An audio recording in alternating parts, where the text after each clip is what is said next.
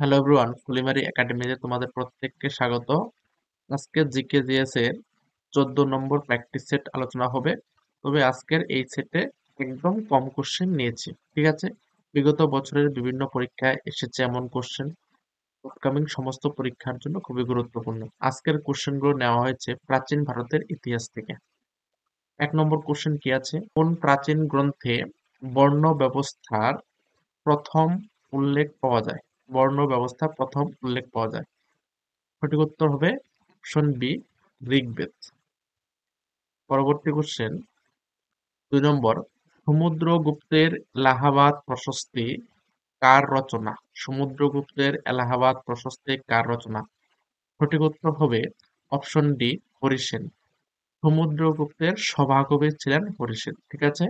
সমুদ্রগুপ্তের কি ছিলেন? সভাকবি ছিলেন হরিসেন, এবং হরিসেন এলাহাবাদ প্রশস্তি রচনা করেন। কলহন কোন গ্রন্থ রচনা করেন? রাজতরঙ্গিনী। কলহন কোন গ্রন্থ রচনা করেন? রাজতরঙ্গিনী। রাজতরঙ্গিনী থেকে কাশ্মীরের ইতিহাস জানা যায়, ঠিক আছে? কাশ্মীরের ইতিহাস জানা যায়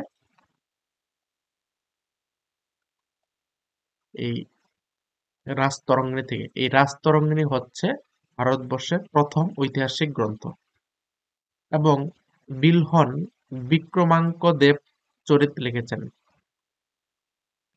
রচনা করেছেন এই বিলহন। এবং বাণভট্ট ছিলেন হর্ষবর্ধনের সভাকবি, ঠিক আছে? এই এক্সট্রা পয়েন্ট গুলো তোমাদের কামিং সমস্ত পরীক্ষার জন্য কিন্তু ভিভিআই, ঠিক আছে? বাণভট্ট ছিলেন হর্ষবর্ধনের সভাকবি। পরবর্তী কোশ্চেন 3 নম্বর, বাংলার পাল বংশীয় রাজা দ্বিতীয়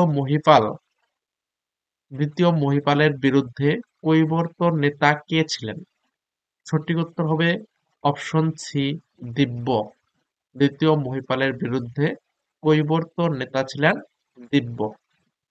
পরবর্তী কোশ্চেন, বৃহৎ স্নানাগারটি কোথায় পাওয়া যায়? সঠিক উত্তর হবে মহেঞ্জোদারো।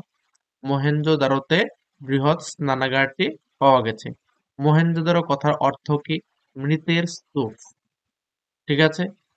এবং হরপ্পা কথার অর্থ কি? পশুপতির খাদ্য। হরপ্পা হলো রাভি নদীর তীরে অবস্থিত। হরপ্পা হলো রাভি নদীর তীরে অবস্থিত।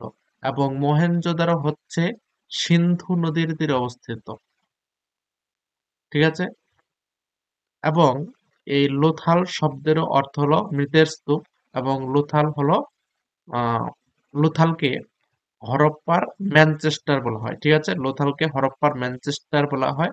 এবং লোথাল হলো ভোগাবর নদীর তীরে অবস্থিত। কালীবঙ্গান কোথায় অবস্থিত? রাজস্থানে অবস্থিত। কালীবঙ্গান হচ্ছে রাজস্থানে অবস্থিত। এবং লোথাল হচ্ছে গুজরাটে অবস্থিত। গুজরাটে অবস্থিত। এবং হরপ্পা হচ্ছে পাঞ্জাবে অবস্থিত। এবং মহেঞ্জোদারো হচ্ছে পাকিস্তানে অবস্থিত, ঠিক আছে? পরবর্তী কোশ্চেন, বুদ্ধদেব জন্মগ্রহণ করেন কত খ্রিস্টাব্দে? সঠিক উত্তর হবে অপশন বি, খ্রিস্টপূর্ব 566 খ্রিস্টপূর্বাব্দে। এবং মৃত্যু কবে হয়?